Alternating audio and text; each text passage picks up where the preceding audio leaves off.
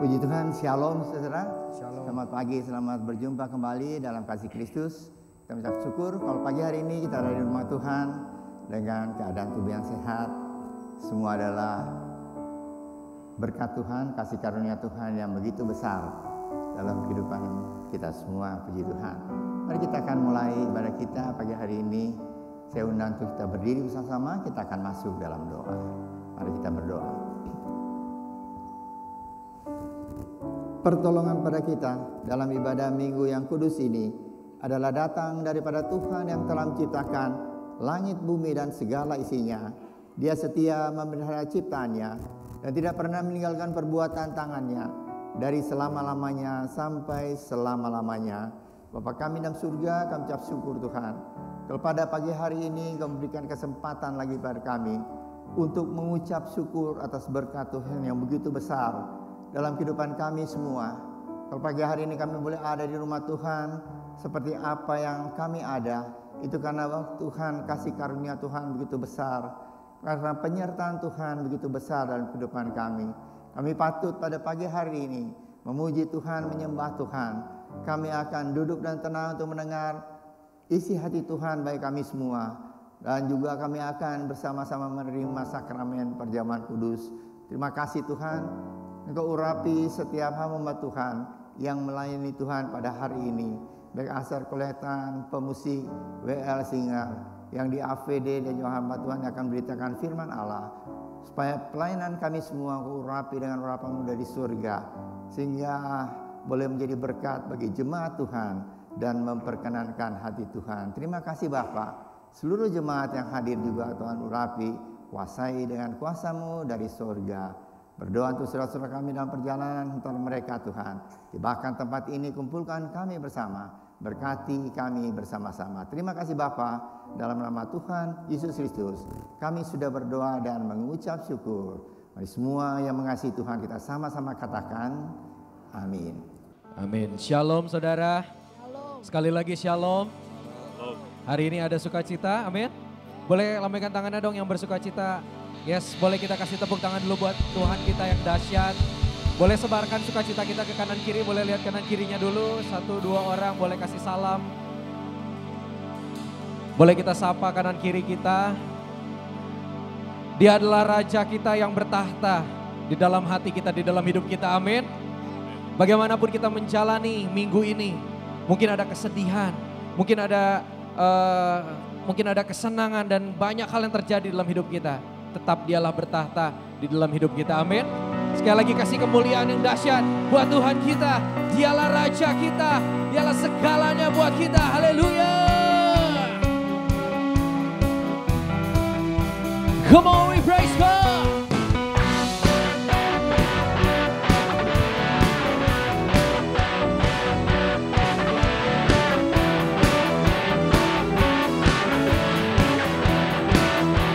Come on, let's sing. Bersyukurlah kepadanya, bawalah pujian baginya, karena Dia Raja, Dia yang perkasa. Tuhanlah kekuatanku, Mazmur dan keselamatanku, Dia penolongku, yang beri. Semuanya katakan. Kau kan berjaya. Bisa lebih keras lagi.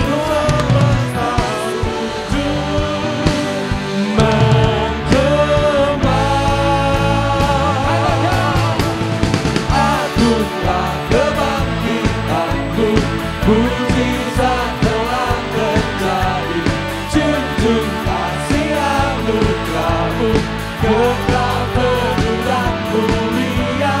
Masuklah perbuatanku, Kau penyelamat hidupku, kasih-Mu tiada tara, bertahta Kau Tuhan Rajaku.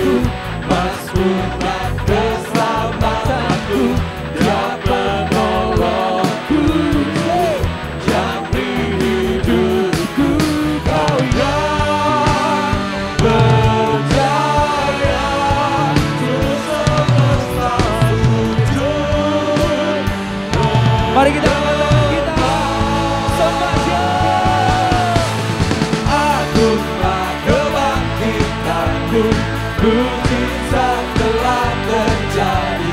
Junjung kasih anugerah-Mu, Engkau teguh dan mulia. Masuklah perbuatan-Mu, Kau penyelamat hidupku. Kasih-Mu tiada tara, bertata Kau Tuhan Rajaku. Haleluya. Kau Raja kami Tuhan. Amin. Biar Kaulah yang bertahta Tuhan selamanya di dalam hati kami. Semuanya katakan, Kau yang berjaya, seluruh semesta sujud menyembah. Akulah kebangkitan-Mu, mujizat telah terjadi. Junjung kasih anugerah-Mu, Kekal teguh dan mulia. Masuklah perbuatan-Mu, Kau penyelamat hidupku. Kasih-Mu tiada tara, bertahta Kau Tuhan Rajaku.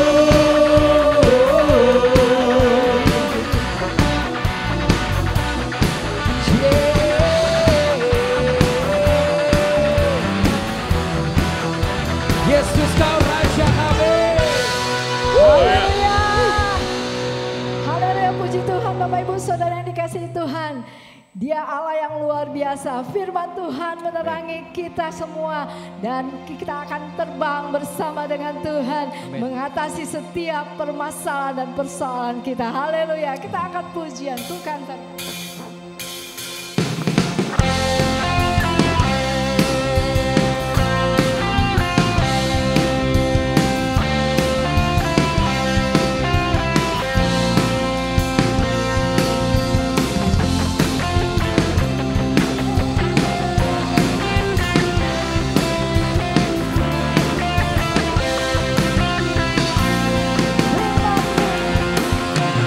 Firman-Mu Tuhan, berita bagi kakiku.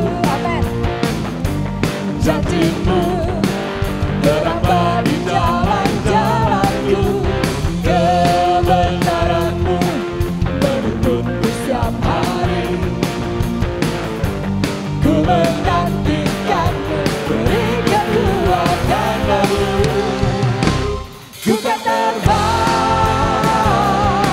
tinggi di awan bersama-Mu dalam kemuliaan. Sebab firman-Mu teguh harapan. Ku kan terbang dalam Tuhan. Haleluya.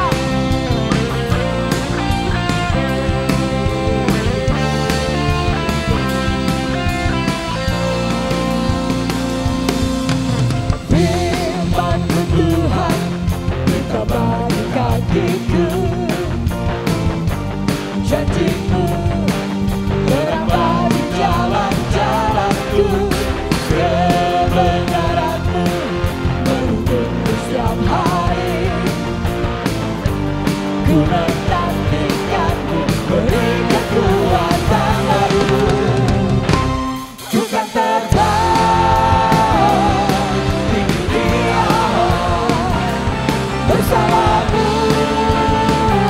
dalam kemuliaan. Sebab firman-Mu teguh harapan. Ku kan terbang dalam-Mu Tuhan. Jalanku di atas jalan-jalan-Mu, rancangan-Mu melebihi rancangan-Mu. Firman-Mu senyumkan membebaskanku, berjalan lebih tinggi, berjalan bersama-Mu. Ku kan terbang tinggi di awan bersama-Mu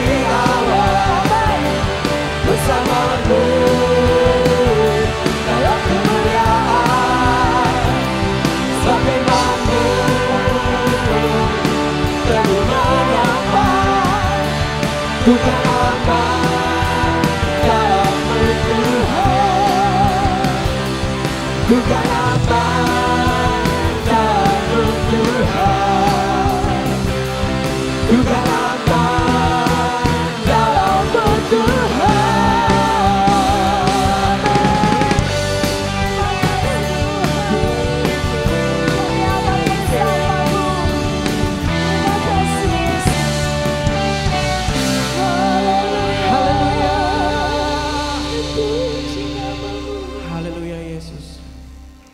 Sungguh Tuhan berjalan bersama denganmu ya Tuhan.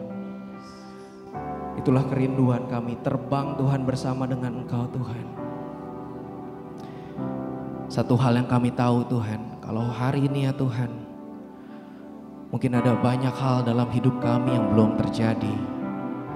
Banyak hal yang kami tunggu belum terjadi dalam hidup kami. Hari ini kami mau berserah karena kami tahu Engkau gak pernah terlambat. Waktumu waktu yang terbaik Tuhan. Hari ini kita serahkan hati kita sama Tuhan. Kita angkat tangan kita dan berserah sama Tuhan.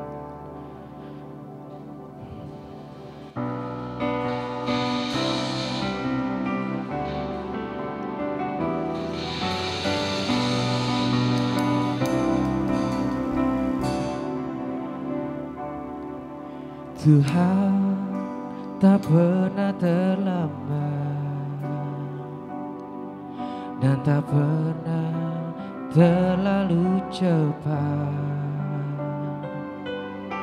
Tuhan selalu tepat waktu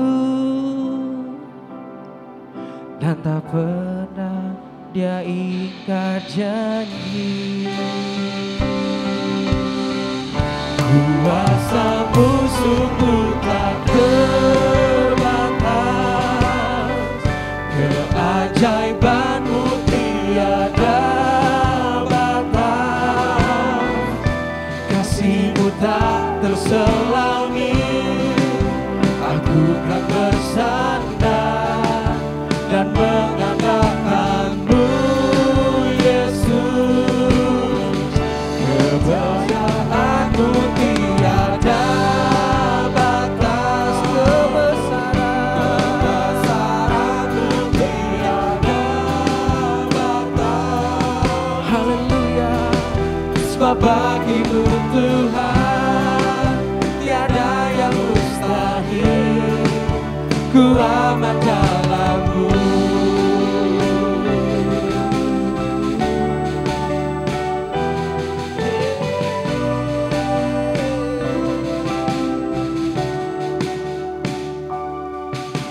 Tuhan tak pernah terlambat. Katakan dengan iman kita, tak pernah terlalu cepat. Oh Tuhan, Tuhan selalu tepat waktu dan tak pernah Dia ingkar janji. Mari angkat hatimu, angkat suaramu. Kuasa-Mu sungguh tak terbatas, keajaiban-Mu tiada batas, kasih-Mu tak terselangi. Aku kan bersandar dan mengandalkan-Mu Yesus.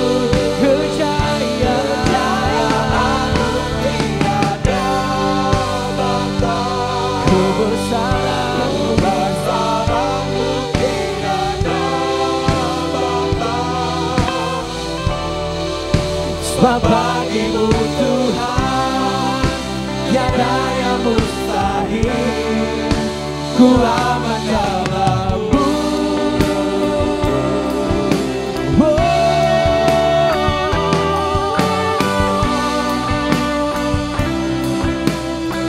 Sungguh kebesaran-Mu, kejayaan-Mu, keajaiban-Mu Tuhan. Mari kita angkat suara kita, angkat hati kita, katakan kuasa-Mu sungguh tak terbatas,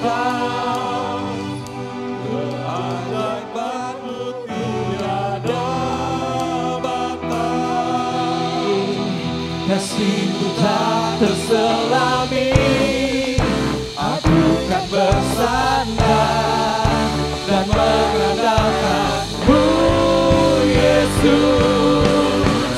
Kerajaanmu tiada batas, kebesaran-Mu tiada batas.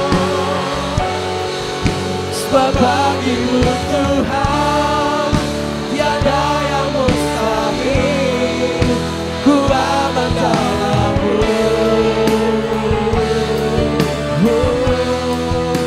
Sebab bagi-Mu Tuhan tiada yang mustahil, ku aman dalam-Mu. Sebab bagi-Mu Tuhan tiada yang mustahil, ku aman dalam-Mu.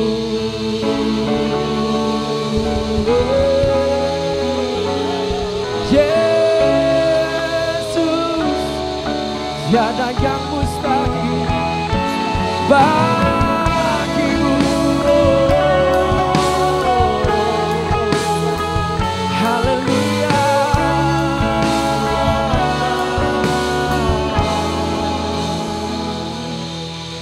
Haleluya Yesus.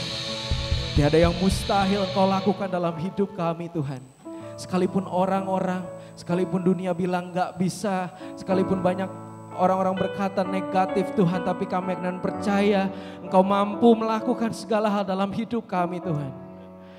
Kami mau berserah Tuhan, hanya pada kuasa-Mu, keajaiban-Mu, kejayaan, kebesaran-Mu. Kami bersama-sama dengan Engkau Tuhan. Terima kasih Bapa. Inilah kami bawa pujian kami bawa persembahan kami ke hadapan-Mu. Dan kalau sebentar Tuhan, kami mau memberikan yang terbaik. Ajari kami ya Tuhan untuk kami memberikan Tuhan yang terbaik. Dari keikhlasan hati kami, dari ketulusan hati kami. Dan biar setiap semua yang terkumpul ini ya Tuhan, bisa Engkau pakai untuk perluasan kerajaan-Mu Tuhan di atas muka bumi ini. Terima kasih Bapa. Kami serahkan semuanya ke dalam tangan-Mu, hanya di dalam nama Tuhan Yesus Kristus. Semua orang yang percaya, mari sama-sama kita katakan amin. Silakan duduk. Selamat memberi.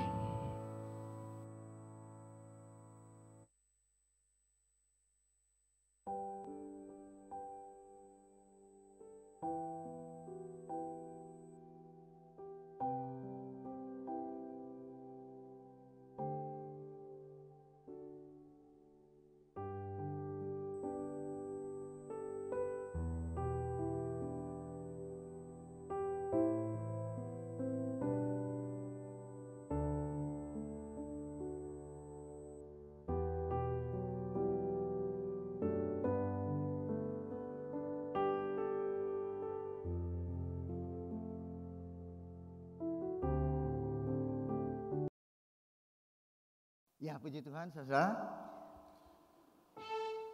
Hati saya penuh dengan ucapan syukur karena hari ini firman Tuhan yang akan dibawakan itu terdapat satu ayat yang menjadi dasar nama gereja kita, yaitu Rehobot. Ya. Sebelum kita akan mendengar firman Tuhan, saya akan ajak saudara untuk berdiri bersama-sama.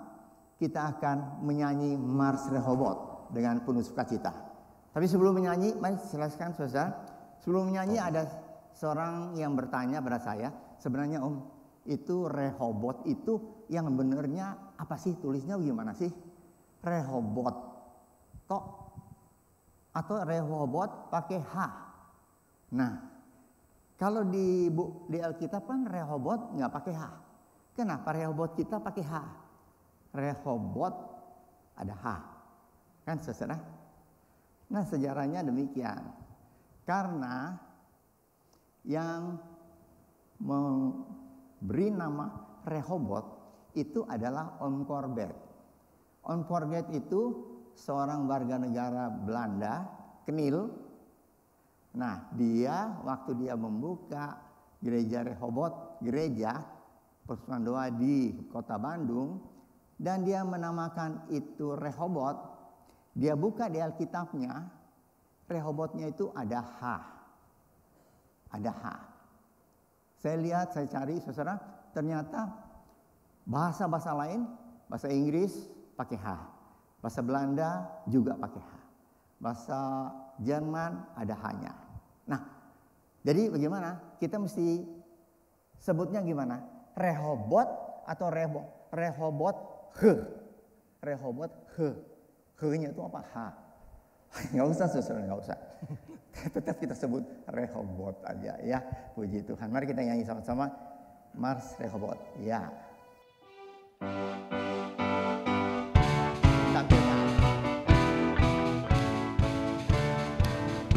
Rehobot sumber keluasan, tak ada perbantahan. Bacalah Kitab Kejadian pasal 26. Marilah saudara-saudara, datanglah dengan segera. Jikalau minum air ini, damai masuk di hati. Rehobot sumber keluasan, tak ada perbantahan. Bacalah kitab Kejadian pasal 26. Marilah saudara-saudara, datanglah dengan segera.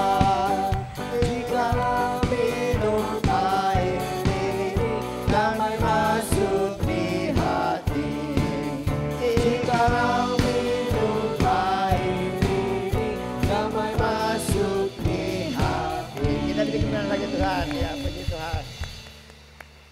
Mari kita akan tunduk kepala, kita akan masuk dalam doa. Bapa kami dalam surga, terima kasih Tuhan. Kami sudah memuji Tuhan, kami sudah menyembah Tuhan, tibalah saatnya. Kami akan mendengar firman Tuhan, kami akan merenungkan firman Tuhan. Kiranya Roh Kudus akan memimpin kami semua, akan menerangkan melalui hamba-Mu Tuhan. Dengan kata-kata yang sederhana, firman Tuhan yang begitu indah, yang begitu penuh kuasa, akan menjadi berkat bagi kami semua. Apabila Roh Kudus akan memimpin kami semua, memberi pencerahan, hikmat dari surga untuk mengerti dan lebih dari itu melakukan firman Tuhan dalam kehidupan kami sehari-hari. Terima kasih Bapa. Kami akan membaca firman Tuhan. Kami serahkan pemberitaan firman Tuhan ini dalam nama Tuhan Yesus Kristus yang sudah mendengar doa kami semua. Haleluya. Amin. Kita tetap berdiri.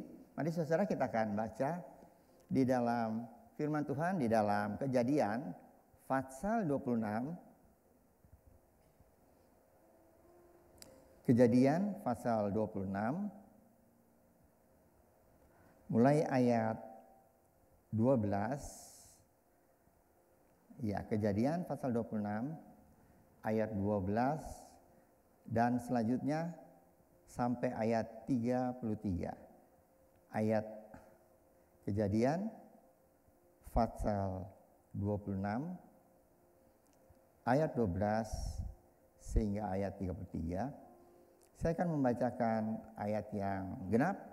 Saudara-saudara bersama-sama dengan suara yang keras, yang tegas, kita akan baca bersama-sama. Saudara-saudara membaca ayat yang ganjil sampai ayat 33. Ya, kita mulai. Kejadian 26 ayat 12. Maka menaburlah Ishak di tanah itu, dan dalam tahun itu juga ia mendapat hasil 100 kali lipat, sebab ia diberkati Tuhan.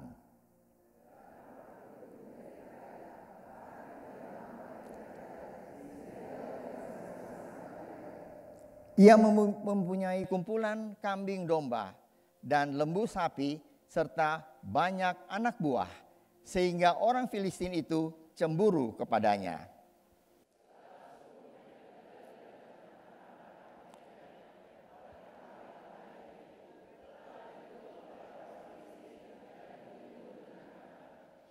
Lalu kata Abimelekh kepada Ishak, "Pergilah dari tengah-tengah kami, sebab engkau telah menjadi jauh lebih berkuasa daripada kami."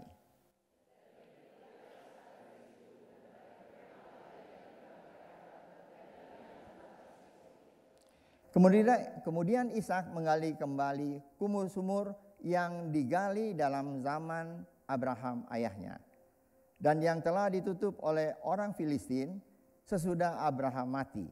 Disebutkannya lah nama sumur-sumur itu menurut nama-nama yang telah diberikan oleh ayahnya.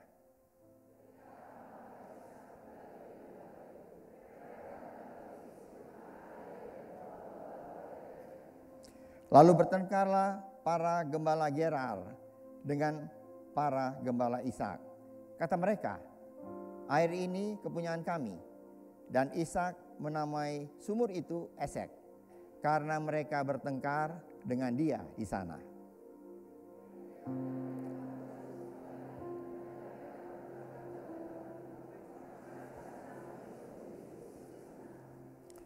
Ia pindah dari situ dan menggali sumur yang lain lagi. Tetapi sumur itu mereka tidak bertengkar. Sumur itu dinamainya Rehobot, dan ia berkata, "Sekarang Tuhan telah memberikan kelonggaran kepada kita, sehingga kita dapat beranak cucu di negeri ini."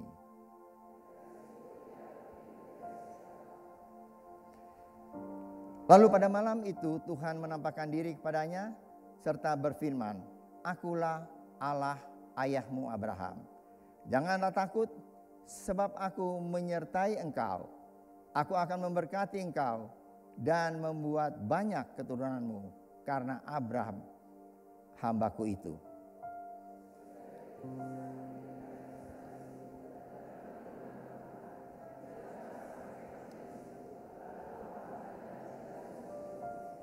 Datanglah Abimelekh dari Gerar mendapatkannya, bersama-sama dengan Ahuzat sahabatnya dan Pikol kepala pasukannya.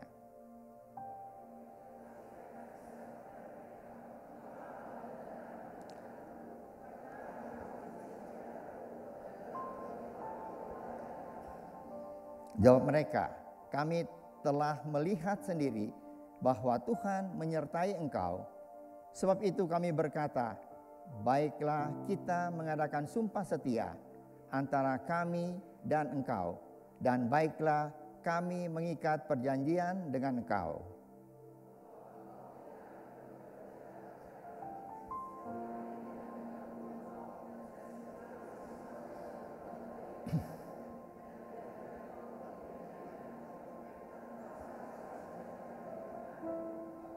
Kemudian Ishak mengadakan perjamuan bagi mereka, lalu mereka makan dan minum.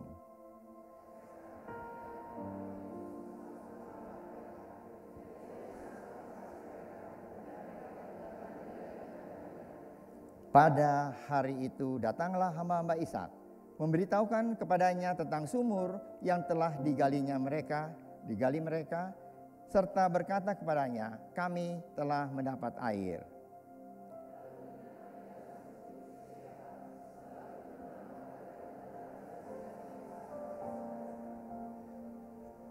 Ya, silakan duduk. Firman Allah berkata, yang berbahagia adalah mereka yang mendengar firman Tuhan, membaca, mencamkan, dan melakukan dalam hidupnya sehari-hari. Saudara, judul firman Tuhan pada pagi hari ini, saya beri judul adalah Dinamika Keluarga Kristen. Kenapa saya minta supaya kita membaca seluruh kisah? Sebab minggu depan sampai di Ishak, minggu depan sudah keluarga yang lain lagi. Tidak dilanjutkan Yakub, tapi keluarga yang lain. Nah, pada hari ini saya mau memberikan gambaran bagaimana dinamika satu keluarga Kristen. Ya, up and down-nya, apa yang dialami oleh keluarga Kristen. Apakah kalau keluarga Kristen disebut Kristen, maka hidupnya tenang-tenang saja, aman-aman saja, dan seterusnya? ternyata saudara, kalau kita baca, kalau kita mulai melihat dari sejarah dari kehidupan dari orang tua Ishak, yaitu Abraham. Tahu saudara? Ya, next, silakan. Di sini saudara ada satu gambaran. Kira-kira perjanjian Tuhan dengan Abraham dan keluarga Abraham. Ya. Ini minggu lalu sudah disampaikan. Pada saat dia berumur 30 tahun, Tuhan manggil dia. Usianya 70 tahun. Tahun ini kira-kira tahun 2000 sebelum Kristus. Nah, setelah dia berusia 75 tahun, janji Tuhan yang pertama kepada Abraham,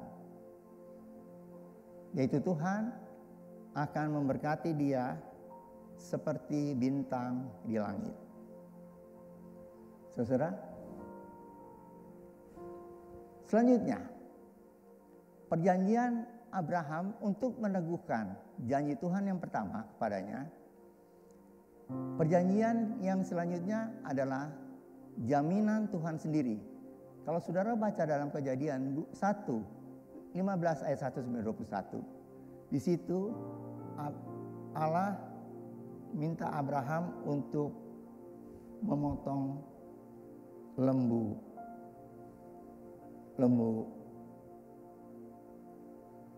memotong 2 lembu, ya, lembu betina, terus ada domba jantan dan ada kambing betina, dibagi 2, dan ada burung tekukur, burung merpati, dibagi 2, dan pada malam hari Allah berjalan atau ada api di situ yang menggambarkan Allah sendiri, dan di situ perjanjian kepada Abraham itu diulangi lagi. Selanjutnya pada usia 99 ada perjanjian dengan Abraham tentang sunat. Semua orang Yahudi bangsa Israel harus disunat. Itu pada usia 99. Pada saat itu juga nama Abraham menjadi Abrah. Nama Abram menjadi Abraham. Terus pada Kejadian 18 di situ ada satu janji, yaitu Ishak lahir. Jadi Ishak lahir pada waktu usianya sudah 100 tahun. Terlihat bagaimana janji Tuhan kepada Abraham, berkatnya itu terus, saudara. Ya, next. Nah, ini adalah peta, dan di sini adalah Gerar. Kalau saudara dengar ada perang Israel dengan Hamas itu di sini, saudara. Dulu itu di daerah Gerar ini. Nah, ceritanya kalau kita baca dalam firman Tuhan, dalam Kejadian 26 ayat 1, Gerar ini pada saat Ishak datang ke Gerar, pada saat itu keadaannya kering dan terjadi kelaparan. Kering, terjadi kelaparan. Kalau kita pikir Allah sudah menjanjikan sesuatu berkat pada Abraham, memanggil dia keluar dari Ur Kasdim, anaknya. Kita tahu sama-sama bagaimana Ishak mendapat Ribka dengan cara Tuhan sendiri memakai hambanya, ya. Abraham, hamba dari Abraham, sehingga mendapat Ribka. Itu sudah kita dengar.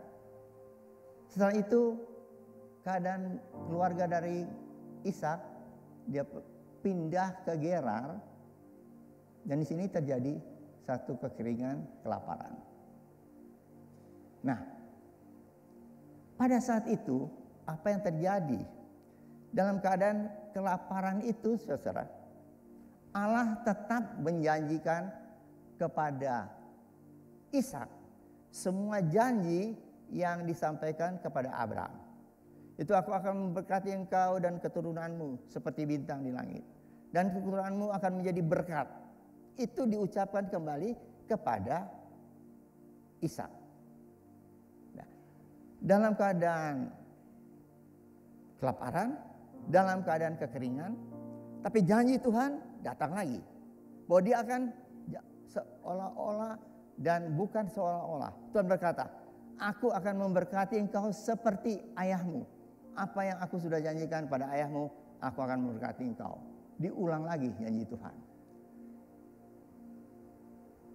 Meskipun keluarga mereka adalah keluarga yang taat pada Tuhan, bisa dalam perjalanan kehidupan Ishak, kita tahu ayat 7 dia berbohong. Dia berkata bahwa Ribka yang cantik itu saudaranya, supaya dia tidak dibunuh. Dan diambil Ribka menjadi istri dari orang-orang Gerar. Dari orang Gerar. Tapi saudara, dalam keadaan Gerar itu kering, ayat 12 dan ayat 13 di situ tulis bahwa Ishak mulai menabur. Jadi dalam keadaan apapun juga, meskipun kering, meskipun sulit, dia tetap bekerja, menabur. Dan menabur di situ pakai satu istilah, yaitu jirsa. Jirsa itu adalah bukan menabur, ambil benih terus jalan nabur. Tidak, saudara. Jirsa itu caranya adalah tiap benih yang dia akan tanam itu dibuat lubang. Dibuat lubang dan benih kan kering tanahnya. Dibuat lubang dan benih itu dimasukkan ke dalam. Jadi bukan sekedar cuma menabur. Itu yang dia lakukan. Ada satu usaha keras. Tapi dalam keadaan usaha keras seperti itu, tertulis bahwa Allah memberkati sampai 100 kali lipat ganda. Sehingga Ishak menjadi kaya dan makin kaya. Sehingga dalam ayat 14 dan ayat 14, orang Filistin, yaitu yang menempati Gerar ini, Filistin, itu cemburu kepadanya. Dan melalui Raja Abimelekh, Ishak itu diusir. Ishak diusir dari Gerar. Sebab selain cemburu, dia lihat bahwa Ishak sudah tambah kaya, anak buahnya tambah, gembala-gembalanya tambah, tertulis itu ternaknya makin banyak. Memang dulu kekayaan itu dihitung dengan melalui ternak. Makin kaya sehingga dia takut, dia minta supaya Ishaknya pergi. Ishak pergi dari tanah Gerar. Apa jadi, saudara? Karena keadaan masih kering, maka Ishak dia tentu perlu air. Dulu kekayaan itu adalah tanaman, perkebunan, domba, dan peternakan. Jadi itu perlu sekali air. Ishak mulai menggali air. Menggali air, saudara. Menggali tanah, menggali sumur untuk mendapatkan air. Dan yang digalinya itu adalah sumur-sumur yang digali oleh Abraham. Dia gali lagi. Sehingga dia mungkin ditulis bahwa sumur-sumur dengan nama-nama yang sudah diberikan oleh Abraham itu digali dan ternyata mendapat air. Dan airnya berbual-bual. Ya, selanjutnya. Nah, dan airnya itu berbual-bual. Tapi saudara, pada ayat 20 ditulis, air yang berbual-bual itu diambil oleh orang-orang Gerar. Mereka berkelahi, bertengkar. Ngalah saudara. Ayo kita pindah, gali lain. Gali yang kedua, dapat lagi sumur, berbual-bual lagi. Ribut lagi, terjadi pertikaian. Mereka ribut di sini, ya. Dan berkata, ayo pindah. Dia tidak mau ribut, tidak mau bertengkar. Dia tahu, dia begitu yakin bahwa Tuhan selalu menyertai dia dan janjinya kepada ayahnya Abraham itu dia pasti akan alami. Pindah saudara, gali lagi. Nah gali lagi, maka terdapatlah satu sumur yang disebut Rehobot, dinamai Rehobot, karena di situ terjadi tidak ada pertengkaran dan Tuhan memberikan kelapangan untuk mereka bisa berkeluarga dan turun-temurun di tempat itu. Saudara, kita lihat di sini, ya, diberkati, pernah ngebohong, terus diberkati lagi, terus menabur dengan cara yang cukup rumit, tetapi saudara, dia sampai dia menjadi besar, menjadi banyak tanahnya, diusir lagi. Coba kita lihat dinamika, ya, hal-hal yang dialami oleh keluarga Ishak. Nah itulah yang dialami oleh banyak keluarga Kristen. Seringkali pertanyaan kita adalah, seringkali saudara bertanya, Tuhan kenapa kok ini terjadi? Kenapa kok kering lagi? Kenapa kok begini? Tuhan berkati, puji Tuhan, mengucap syukur. Terjadi lagi hal-hal yang tidak dimengerti. Tidak dimengerti kenapa ini terjadi. Saudara-saudara, sama seperti keluarga dari Ishak. Mungkin hal itu dialami oleh banyak keluarga Kristen. Atau mungkin di antara saudara ada mengalami hal itu. Sehingga timbul pertanyaan. Ya, tanya mengapa ini terjadi Tuhan? Padahal kan saya kan setia beribadah, saya setia berbakti. Bahkan saya melayani Tuhan, kenapa Tuhan ini terjadi? Hal ini, hal yang sama terjadi kepada satu keluarga di Sumatera. Mungkin saudara-saudara yang sudah tahu, itu keluarga Sidabutar. Keluarga ini adalah keluarga yang mengasihi Tuhan, mereka berbakti, mereka setia melayani, mereka melayani dalam bidang praise and worship, mereka melayani Tuhan. Keluarga ini punya anak-anak, dan anak yang terakhir itu kembar. Namanya Melita dan Melisa. Dua-dua itu nyanyinya bagus sekali. Sehingga mereka mengikuti Indonesian Idol. Ya.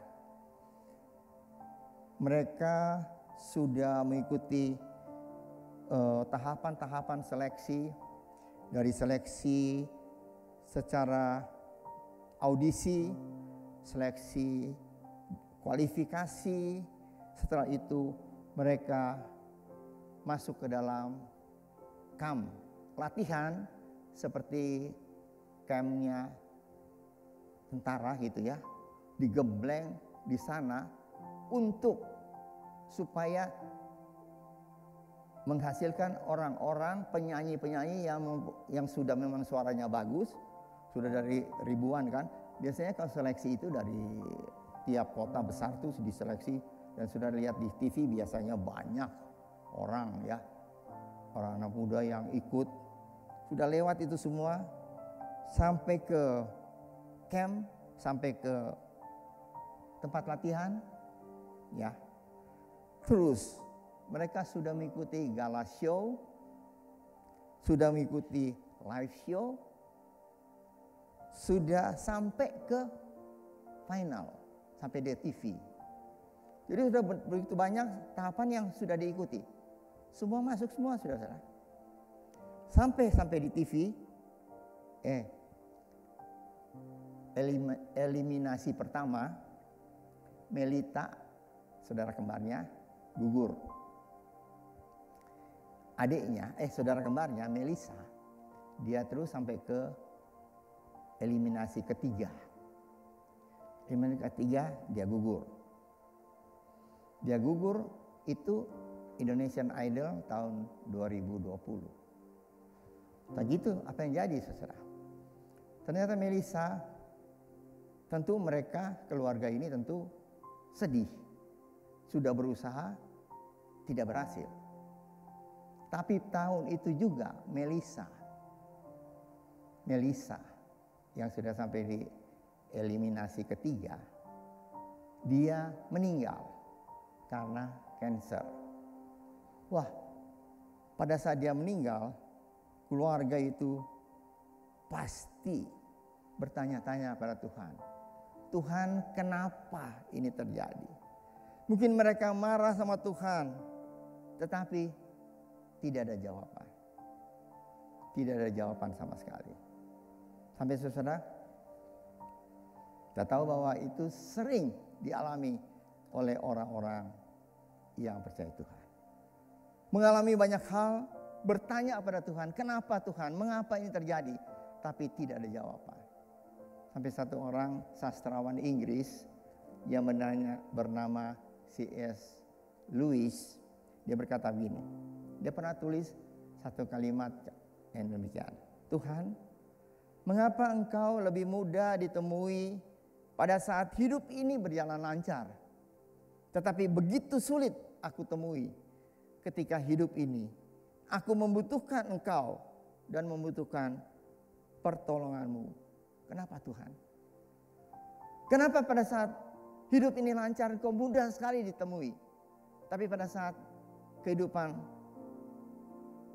sulit dan aku membutuhkan pertolonganmu, tapi engkau sulit sekali ditemui. Kenapa Tuhan? Saudara, pertanyaan yang banyak untuk keluarga-keluarga Kristen yang mengalami proses hidup sebagai keluarga Kristen dalam dunia ini, mengalami hal itu. Bagaimana kita harus bersikap? Jawabannya kita belajar bersama-sama di dalam Mazmur pasal 131 ayat 1 sehingga ayat yang ketiga. Mazmur 131 ayat 1 sehingga ayat ketiga. Tertulis demikian. Nyanyian Syiarah Daud. Tuhan, aku tidak tinggi hati dan tidak memandang dengan sombong dan tidak mengejar hal-hal yang terlalu besar atau hal-hal yang terlalu ajaib. Sesungguhnya aku telah menenangkan dan mendiamkan jiwaku seperti anak yang disapi berbaring dekat ibunya. Ya, seperti anak yang disapi, walau disapi jiwaku dalam diriku. Ayat ketiga, berharaplah kepada Tuhan, hai Israel, dari sekarang sampai selama-lamanya. Saudara, dia tulis dalam ayat pertama, dia berkata Tuhan, dia menyatakan hatinya. Tuhan, Engkau tahu hatiku. Engkau tahu bahwa aku tidak tinggi hati, dan memang demikian. Kita tidak pernah membaca hikayat atau riwayat dari Daud yang menulis bahwa dia adalah orang yang tinggi hati, orang yang sombong. Tidak pernah. Bahkan di dalam Kisah Rasul ditulis bahwa dia adalah salah satu orang Israel yang hidupnya memperkenankan Tuhan. Tapi saudara, dia mengalami banyak hal dalam hidupnya. Bayangkan aja saudara, Waktu dia berusia belasan tahun, tiba-tiba satu hari dipanggil oleh papanya. Ya, untuk apa? Untuk diurapi sebagai raja. Untuk diurapi sebagai raja oleh Nabi Samuel. Panggil, diurapi. Setelah diurapi menjadi sebagai pengganti Saul, Raja Saul pada saat itu. Besoknya kemana dia, saudara? Tetap ngangon domba, kambing yang 3-4 ekor milik ayahnya. Jadi pengangon lagi. Terus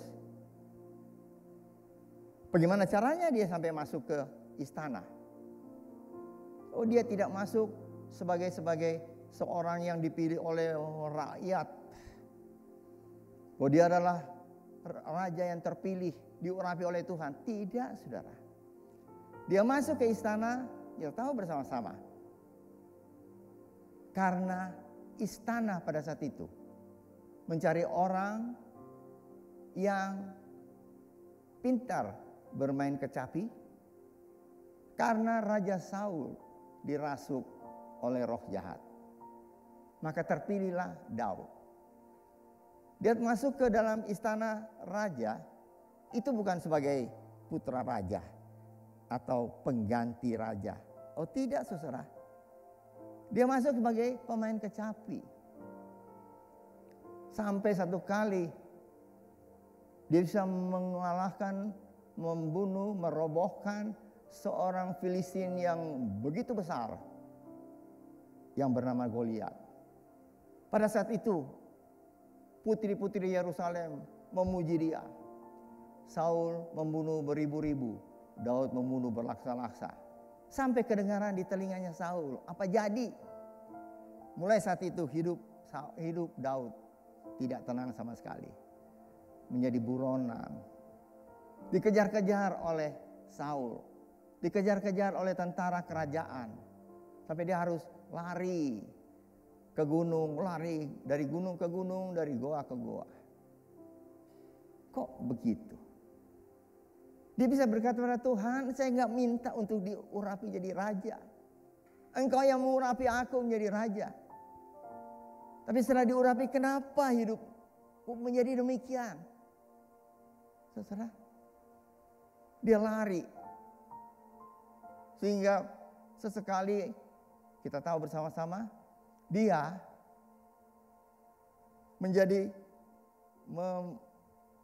menjadikan atau berlaku sebagai orang gila. Kita tahu ada hikayatnya di firman Tuhan. Sampai begitu, saudara. Dilari dari kejaran dari Saul.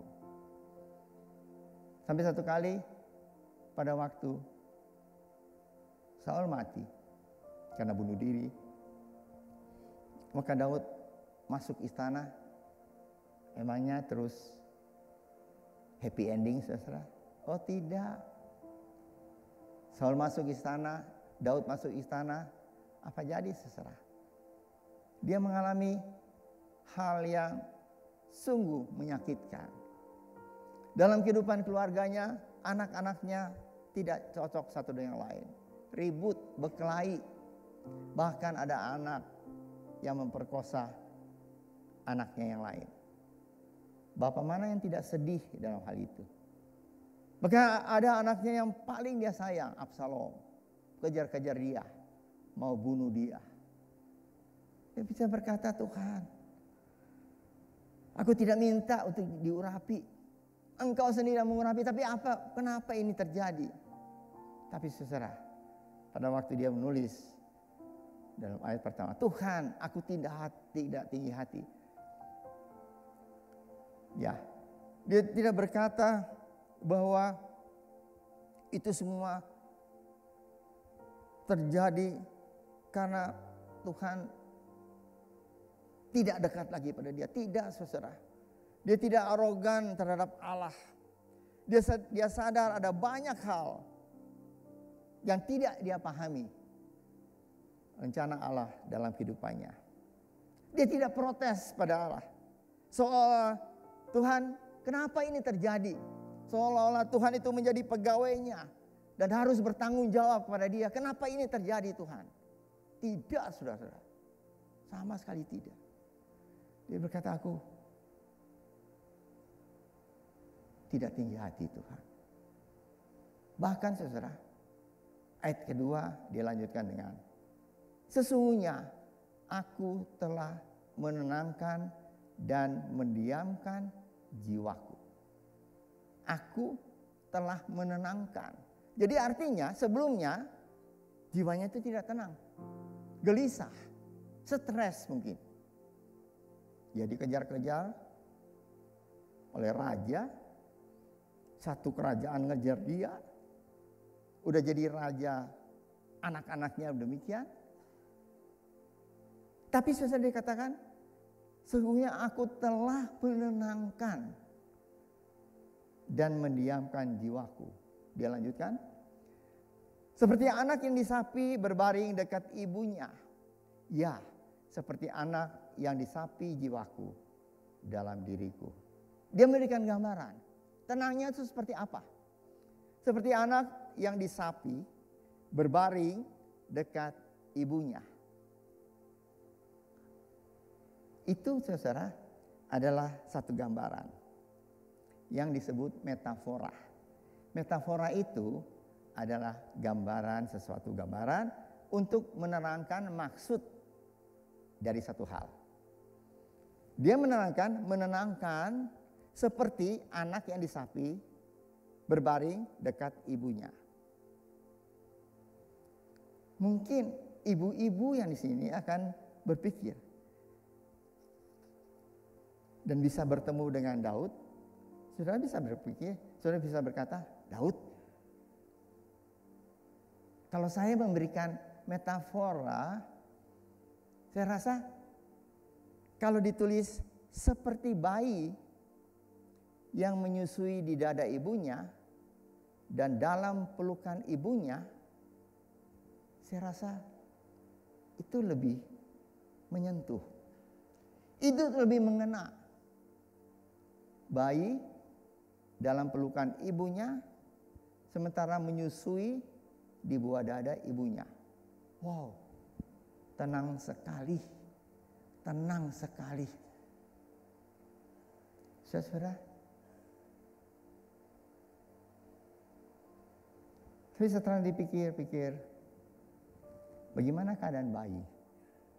Kita tahu saudara bahwa bayi, periode hidup sebagai seorang bayi, periode hidup manusia sebagai seorang bayi, adalah pada saat itu, dia atau bayi itu merupakan seorang yang paling egois dalam hidupnya. Bayi itu paling egois dalam hidupnya. Bayangkan saudara, kalau dia lapar, nangis, ibunya langsung datang untuk kasih susu. Kalau dia kencing, popoknya basah, ibunya datang cepat-cepat untuk menggantinya. Kalau dia teriak, ibunya langsung datang. Kalau dia kaget, kalau dia menangis, ibunya cepat datang untuk memeluk dia. Dia tidak mengerti. Tidak mengerti. Tidak mau mengerti. Ya, ibunya atau mamanya mau sedang capek. Kalau ibu-ibu punya bayi kan, pasti capek ya. Mamanya sedang capek, mungkin mamanya sedang mandi atau sedang makan. Tapi kalau aku nangis, engkau harus datang. Aku minta, engkau harus beri. Aku merengek, engkau harus hadir. Itulah rumus bayi. Itulah karakter dari bayi. Tapi kalau kita membaca saudara, apa yang ditulis oleh Daud? Bukan bayi. Tapi seperti seorang anak yang disapi berbaring dekat ibunya. Anak yang disapi. Semua kita tahu, terutama ibu-ibu tahu. Anak yang baru disapi itu berontaknya hebat sekali. Pasti rasa lapar. Kalau dia lapar, dia nangis. Kalau dia nangis, emangnya mamanya datang, terus gendong, terus kasih lagi ASI? Tidak, saudara. Bahkan mamanya berusaha bagaimana caranya supaya dia tidak menyusui lagi. Biasanya dokternya kasih saran, kalau ke dokter, Bu, kasih brotowali aja. Kita juga tahu, ibu-ibu tahu, kasih brotowali, kasih tablet kina, digerus tablet kina, diolesin, supaya pada saat dia mau nyusu, dia merasa pahit dan dia tidak mau lagi. Selalu ibunya berusaha supaya dia lepas. Kenapa? Karena ibunya menunjukkan kasih di situ. Yaitu ibunya mau supaya dia tidak terus minum ASI. Supaya dia mulai makan makanan keras. Supaya dia menjadi kuat. Jadi dia menjadi bertumbuh menjadi anak, remaja, dewasa yang kuat. Itu tujuan ibu. Kalau dia nangis, ibunya tidak langsung memberikan minum. Ibunya akan berdiam diri. Ibunya sepertinya mau ngomong ke dia, tunggu waktu makan. Tunggu saatnya kamu dapat makan. Nah, saudara, aku harus menunggu waktu ibu untuk saya bisa minum atau makan. Ada waktunya. Mulai saat itu kita mulai mengajar disiplin kepada anak, kepada bayi itu. Meskipun dia baru umur, memang dia baru umur kira-kira 2,5, 3 tahun. Kita mulai mengajar demikian. Sampai bayi itu mempunyai pikiran demikian. Percuma. Toh kalau aku nangis, aku merengek, aku teriak, aku minta, maka tetap tidak akan diberi. Aku harus menunggu waktu dari ibuku. Yang penting di sini adalah meskipun tidak mendapat pada saat itu, tidak mendapat, ya. Yang penting di sini bukan dapat atau tidak dapat, tapi yang penting di sini adalah apa? Adalah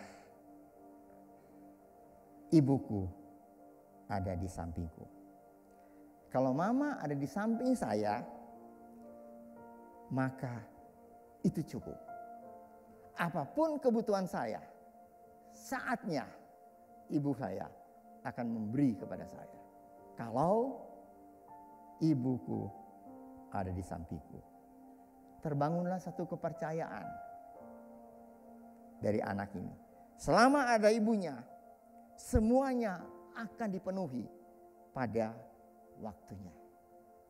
Saudara, memang metafora bayi menyusu ibu di buah dada ibunya, dalam pelukan ibunya, satu hal yang menunjukkan ketenangan. Tetapi ibunya tidak ingin bayinya tetap bayi. Ibunya ingin supaya dia dapat berdiri sendiri. Kalau menghadapi hal-hal yang mungkin sampai tidak bisa diatasinya, ada mama di samping kamu. Saudara-saudara, itu maksud dari ibunya. Supaya anak itu bisa berdiri sendiri. Dan timbul kepercayaan. Kalau ada ibunya, maka semuanya terpenuhi. Ada masanya Tuhan membiarkan saudara bingung. Kita bingung. Pada saat kita menjerit, pada saat kita menangis, pada saat kita bertanya, Tuhan mengapa ini terjadi? Tidak ada jawaban dari Tuhan. Tapi saudara, bukan karena Tuhan meninggalkan saudara atau meninggalkan kita, tidak sama sekali.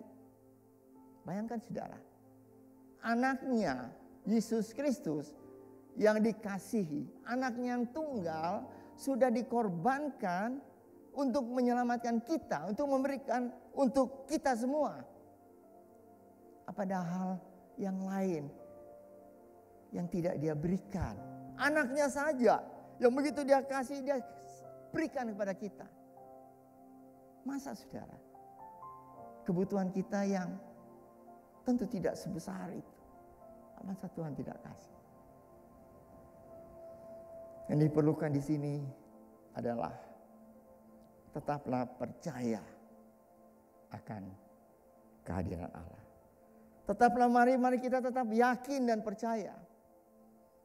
Seringkali kita bisa berkata kita yakin, kita percaya. Tapi pada saat kita mengalami hal demikian, hal yang menimbulkan pertanyaan dalam hidup kita, seringkali membuat kita meragukan akan adanya Allah, kasih Allah. Dan mungkin ada beberapa yang sampai meninggalkan Tuhan, jauh dari Tuhan. Pagi hari ini, firman Allah disampaikan pada saudara, tetaplah yakin dan percaya akan kehadiran Tuhan di dalam kehidupan kita, di dalam kehidupan saudara. Sehingga apapun yang kita teriak, apapun yang kita doakan dalam doa kita, yakinlah pada saatnya Tuhan pasti jawab. Mujizat pasti terjadi. Saudara, ada satu lagu yang sudah lama kita tidak nyanyikan. Kita akan dengar lagu ini, ya, yang menyatakan bahwa Tuhan mengerti, Tuhan peduli hidup kita. Ya.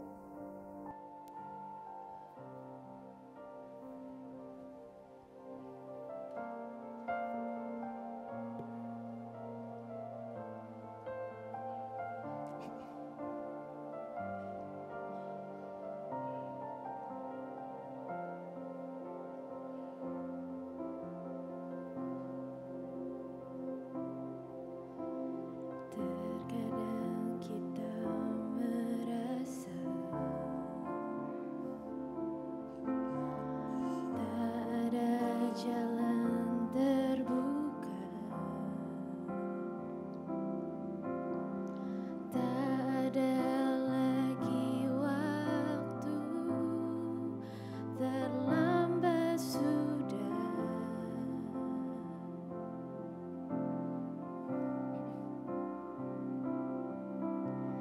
Tuhan tak pernah berdusta, Dia selalu pegang janjinya. Bagi orang percaya, mujizat nyata.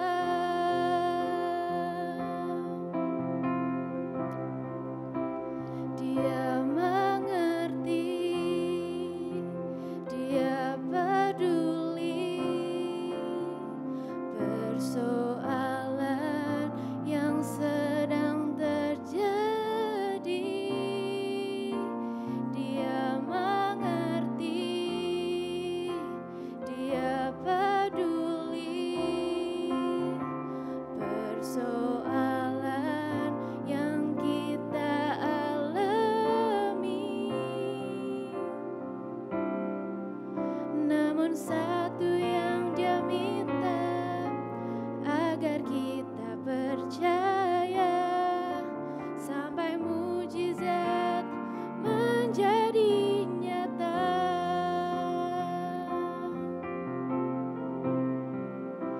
Dia mengerti, Dia peduli persoalan yang sedang terjadi.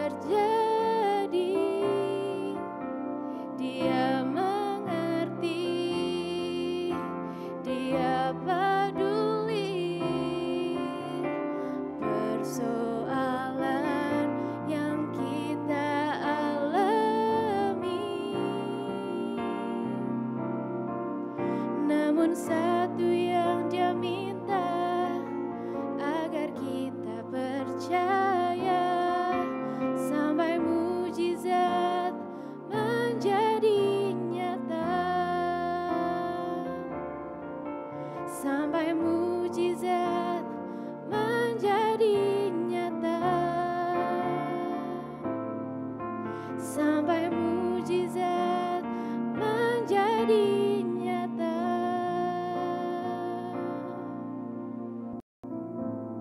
Lagu ini berkata, Tuhan peduli.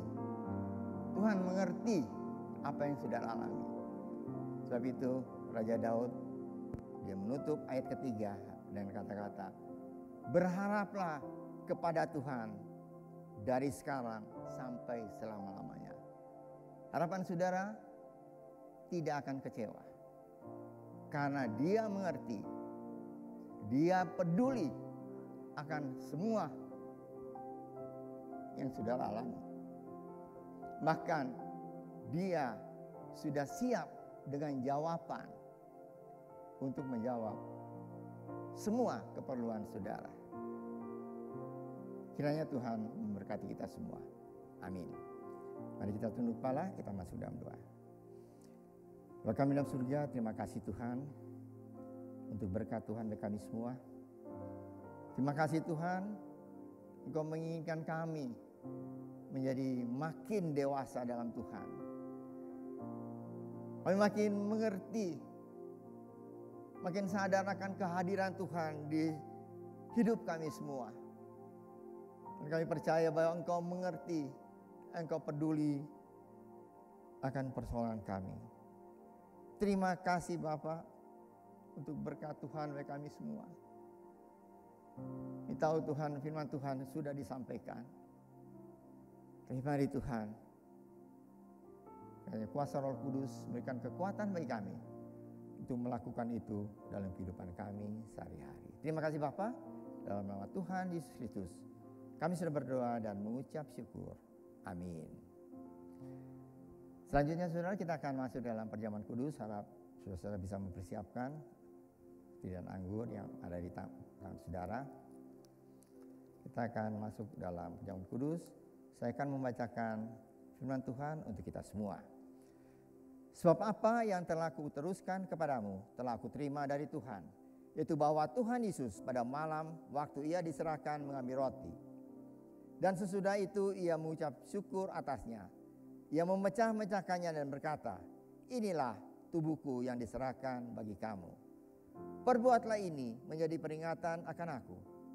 Demikian juga ia mengambil cawan sesudah makan, lalu berkata, cawan ini adalah perjanjian baru yang dimeteraikan oleh darahku.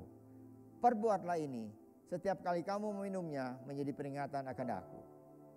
Sebab setiap kali kamu makan roti ini dan minum cawan ini, kamu memberitakan kematian Tuhan sampai ia datang. Jadi barang siapa dengan cara yang tidak layak makan roti atau minum cawan Tuhan, ia berdosa terhadap tubuh dan darah Tuhan. Karena itu, hendaklah tiap-tiap orang menguji dirinya sendiri, dan baru sesudah itu ia makan roti dan minum dari cawan itu. Karena barang siapa makan dan minum tanpa mengakui tubuh Tuhan, ia mendatangkan hukuman atas dirinya. Sebab itu banyak di antara kamu yang lemah dan sakit, dan tidak sedikit yang meninggal. Kalau kita menguji diri kita sendiri, hukuman tidak menimpa kita. Tapi kalau kita menerima hukuman dari Tuhan, kita dididik supaya kita tidak akan dihukum bersama-sama dengan dunia. Saudara, firman Tuhan sudah dibacakan kita semua. Kita sudah mempersiapkan diri untuk menerima sakramen perjamuan kudus ini yang melambangkan, memberi satu gambaran bagaimana kasih Allah yang begitu besar untuk kehidupan kita semua. Dia mati atas kayu salib untuk menebus dosa kita, supaya kita semua yang seharusnya dihukum, kita boleh menerima hidup yang kekal dalam Dia. Mari saudara, saya undang kita berdiri bersama-sama. Kita menyanyi bersama-sama, Tuhan Yesus Kau.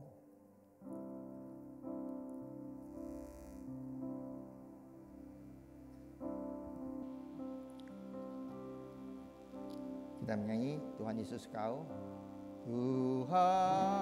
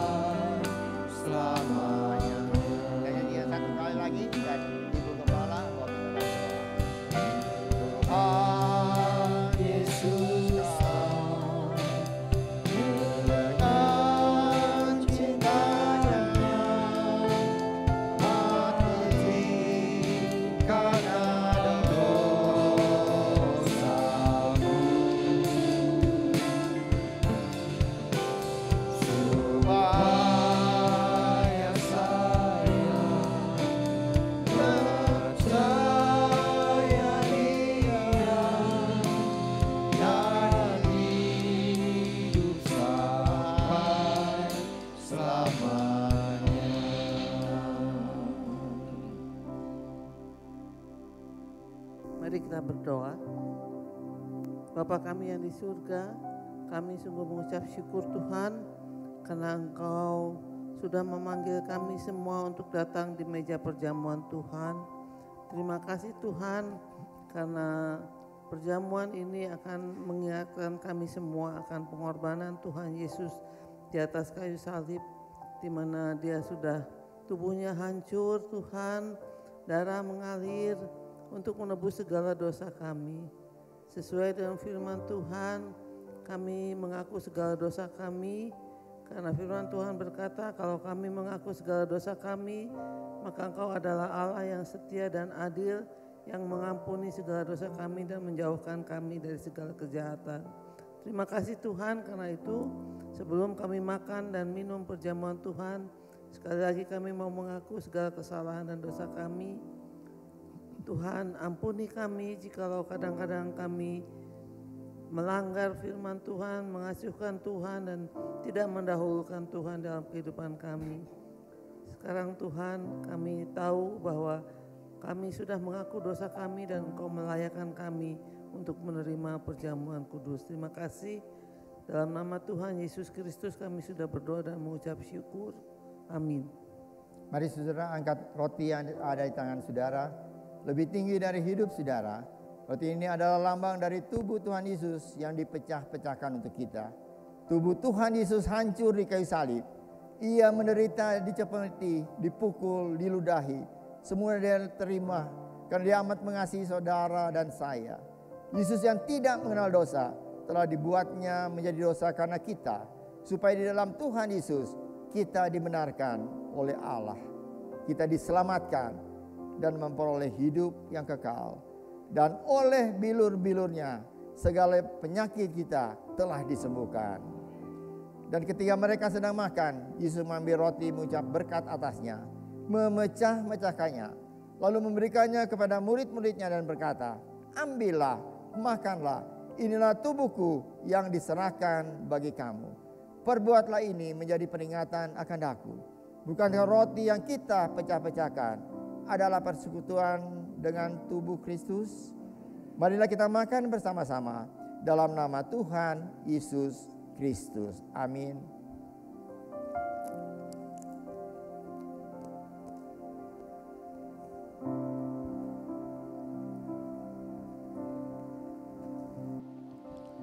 Salibnya,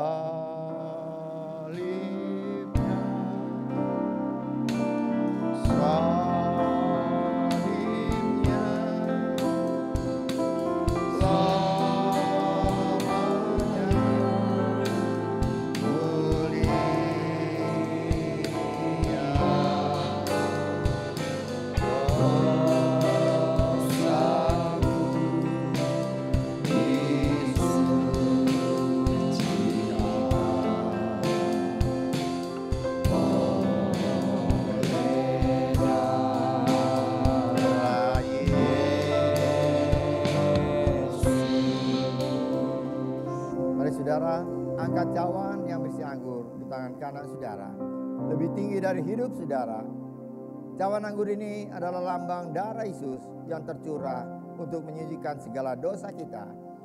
Bagaimanapun besar, berat dan hitamnya dosa kita, darah Yesus menyucikan kita dari segala dosa. Dan jika kita mengaku dosa kita, maka Ia adalah setia dan adil dan akan mengampuni segala dosa kita dan menyucikan kita dari segala kejahatan. Kita dibenarkan, kita dikuduskan di dalam Kristus dan diangkat menjadi anak-Nya. Sesudah makan Ia mengambil cawan, mengucap syukur lalu memberikan kepada mereka dan berkata, "Cawan ini adalah perjanjian baru yang dimeteraikan oleh darahku. Minumlah kamu semua, sebab inilah darahku, darah perjanjian yang ditumpahkan bagi banyak orang untuk pengampunan dosa. Perbuatlah ini setiap kali kamu meminumnya menurut peringatan akan daku." Bukankah cawan pengucapan syukur yang atasnya kita ucapan syukur adalah persekutuan dengan darah Kristus? Marilah kita minum bersama-sama dalam nama Tuhan Yesus Kristus. Amin.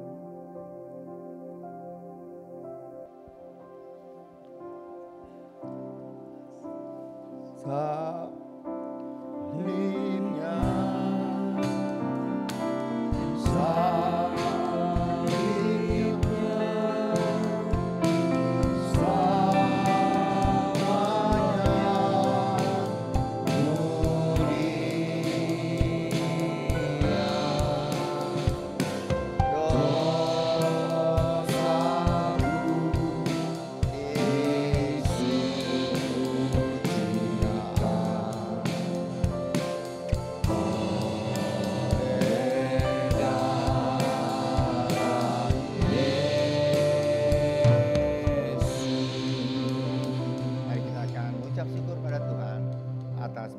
Tuhan yang begitu besar dalam kehidupan kita semua. Mari kita berdoa.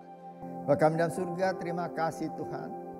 Kami ucap syukur atas berkat Tuhan, kasih karunia Allah yang begitu besar yang kami sudah alami dalam kehidupan kami. Siapa kami Tuhan? Kami sebenarnya tidak layak, kami adalah orang berdosa. Tapi kami ucap syukur Engkau datang dalam dunia ini, Engkau mati di atas kayu salib untuk menebus dosa kami semua. Dan sekarang kami boleh mendapat hidup yang kekal karena kami sudah dibenarkan di dalam Tuhan. Kami sudah dikuduskan. Mari Tuhan, proses itu terus berjalan dalam kehidupan kami. Kami makin mengenal Tuhan, kami makin mengasihi Tuhan. Kami makin hidup dalam kebenaran Allah. Terima kasih Bapa. Roti dan anggur sudah kami makan dan minum, sudah bersatu dalam tubuh kami dan kami percaya kami datang dengan sakit penyakit kami pulang sudah disembuhkan oleh Tuhan. Kami datang dengan hati yang susah, sudah dihibur oleh Tuhan. Kami datang dengan tubuh yang lemah, kami pulang sudah dikuatkan oleh Tuhan. Kami datang dengan banyak persoalan, kami pulang sudah dilegakan. Dan persoalan itu sudah diangkat oleh Tuhan. Terima kasih Bapa. Terima kasih atas berkat Tuhan yang begitu besar dalam kehidupan kami semua. Terima kasih Bapa. Dalam nama Tuhan Yesus Kristus kami sudah berdoa dan mengucap syukur. Amin. Silakan duduk saudara.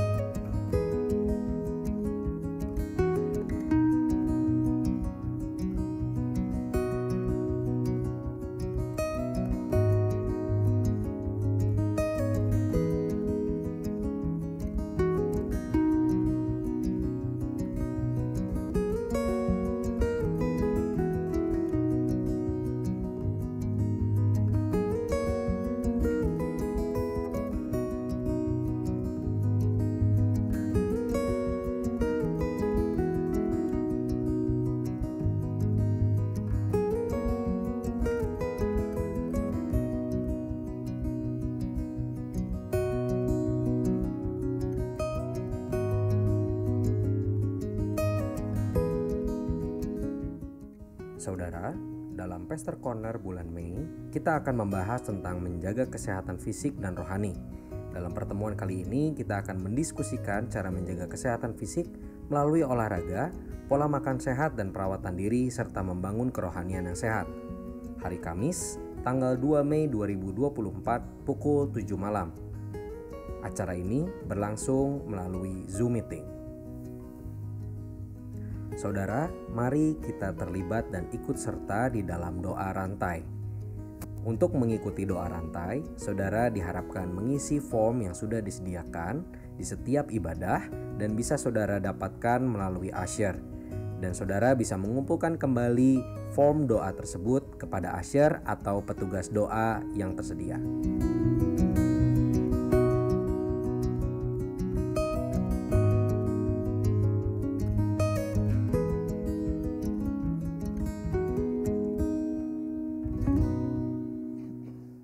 Baik saudara, untuk doa rantai, saudara bisa menerima kertas formulir, tinggal diisi nama dan jam berapa saudara akan berdoa sehingga rantai itu tidak putus. Itu akan dikoordinir oleh departemen komisi doa, sehingga mereka bisa melihat di jam berapa yang terputus oleh sebab tidak ada, maka kita bisa mengisi semuanya sehingga rantai itu tidak terputus. Mulai tanggal 9 Mei adalah hari kenaikan Tuhan, ada kebaktian istimewa pada saat itu jam 8 pagi. Dan kita akan berdoa bersama-sama selama 10 hari dan kita akan memperingati kecurahan Roh Kudus. Dan bukan hanya memperingati, kita adalah gereja Harian Pantekosta, kita percaya Roh Kudus ada di dalam kita, bekerja melalui kita, dan kita bisa melihat begitu banyak kasih Tuhan, keajaiban Tuhan nyata dalam kehidupan kita. Baik saudara, Pastor Connor tadi dikatakan itu minggu pertama ya dalam bulan Mei. Mari saudara, kita berdiri bersama-sama, kita akan tutup ibadah kita dengan doa. Mari kita berdoa. Bapa kami dalam surga, terima kasih Tuhan untuk berkat Tuhan bagi kami semua.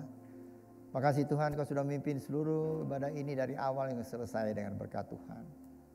Makasih Tuhan, kami sudah memuji Tuhan, menyembah Tuhan. Kami sudah mendengar firman Tuhan, kami sudah menerima sakramen perjamuan kudus. Ajar pada kami Tuhan, supaya hidup kami dalam kebenaran, menjalani kebenaran Allah. Dan melalui hidup kami nama Tuhan dimuliakan. Kami ucap syukur untuk kasih karunia Tuhan sekali lagi yang begitu besar dalam kehidupan kami. Sehingga sudah menyelamatkan kami dari kehukuman yang kekal, dapat hidup yang kekal dalam Tuhan. Kami ucap syukur untuk segala sesuatu yang Tuhan sudah lakukan dalam kehidupan kami. Kami menyerahkan kegiatan minggu depan ke dalam tangan Tuhan. Kegiatan pada tanggal 1 Mei akan datang, kegiatan kaum pria, Tuhan tolong.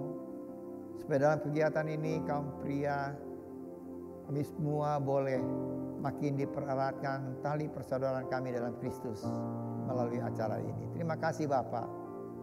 Kami berdoa untuk setiap jemaat yang sudah memberikan persembahan dan membalikan perpuluhan yang Tuhan punya. Kami ajar pada kami untuk selalu memberikan yang terbaik. Karena Tuhan sudah memberikan yang terbaik, yaitu kehidupan yang kekal di dalam Tuhan. Terima kasih Bapak. Kami akan masuk dalam minggu yang baru berjalan bersama dengan Tuhan. Kami percaya kami tidak berjalan sendiri, tapi Engkau menyertai hidup kami semua. Bahkan Tuhan memberkati kami. Baik kami secara pribadi, keluarga kami, usaha kami, pekerjaan kami, dan kuliah, sekolah, pendidikan dari anak-anak kami semua. Terima kasih Bapak. Percaya Tuhan Kau sudah mendengar doa kami ini. Yang kami naikkan dalam nama Tuhan Yesus Kristus, yang menjadi juru selamat kami yang hidup. Saudara yang dikasihi oleh Tuhan, angkatlah tangan saudara untuk menerima berkat Allah.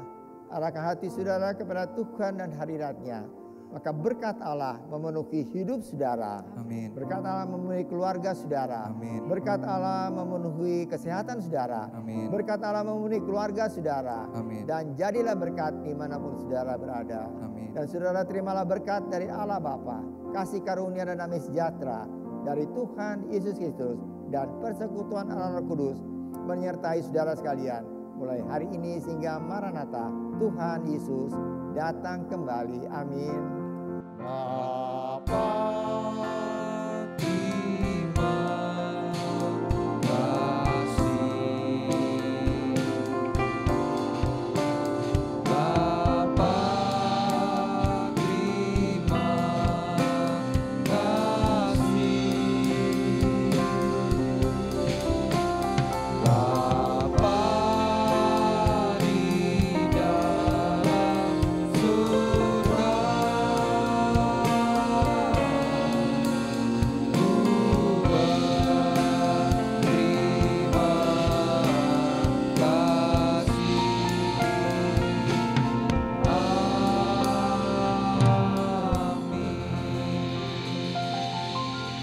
Kita mengucap syukur sejenak.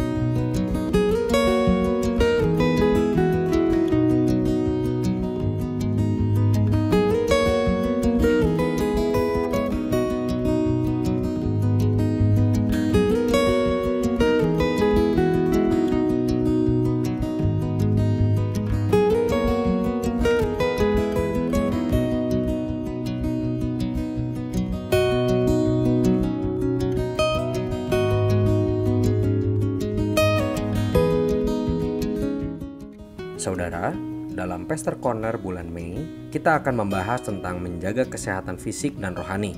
Dalam pertemuan kali ini, kita akan mendiskusikan cara menjaga kesehatan fisik melalui olahraga, pola makan sehat dan perawatan diri, serta membangun kerohanian yang sehat. Hari Kamis, tanggal 2 Mei 2024, pukul 7 malam. Acara ini berlangsung melalui Zoom Meeting. Saudara, mari kita terlibat dan ikut serta di dalam doa rantai. Untuk mengikuti doa rantai, saudara diharapkan mengisi form yang sudah disediakan di setiap ibadah dan bisa saudara dapatkan melalui usher. Dan saudara bisa mengumpulkan kembali form doa tersebut kepada usher atau petugas doa yang tersedia.